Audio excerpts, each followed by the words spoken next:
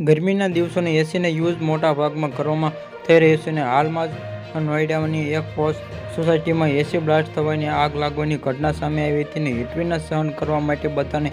એસી કે કુલર જરૂર હોય છે, પરંતુ બેદરકારીથી યુઝ કરવામાં આવે તેવી મોટી દુર્ઘટના કારણ બની શકે છે. અને ચાલો જાણીએ કે એસી કેવી રીતે યુઝ કરવું જોઈએ, કેવી રીતે તમારે આવી ઘટનાનો સામનો ન કરવો પડે કે એસીના તડકાનો ન આવવા દો અને એસીના કામે ઘરને ઠંડુ કરવાનું, પરંતુ હીટવેવના કારણે તેઓના બહારથી ગરમ થાય છે અને જેના કારણે આગ લાગવાનો ખતરો વધી જાય છે અને તેમાંથી એસી પરથી તડકો ન આવવા દો અને આ એસીના કમ્પ્રેસર હીટમાં રાખ્યું તો ગમે ત્યારે ખતરનાક રૂપ લઈ શકે છે. અને આખી રાત ન ચલાવવાનું કોઈ પણ મશીન જો દિવસે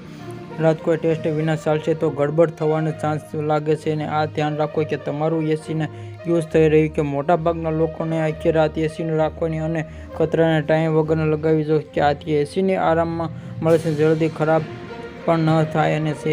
સર્વિસનું જરૂર રાખો, સર્વિસિંગ ધ્યાન રાખો અને એસીની સર્વિસ પર ધ્યાન રાખો અને ટેકનિશિયન તમારે 600 કલાક યુઝ સર્વિસમાં કરાવવી જોઈએ અને આ ફૂલની એસીની નથી કરતું, કારણ કે આ સતત ચલાવવી તમારા મશીનને જોર પડે છે અને તેની વધી જાય છે. જો તમારે એસીમાંથી ગેસ લીક થવાની તરત જ ટેકનિકલ મદદ લો.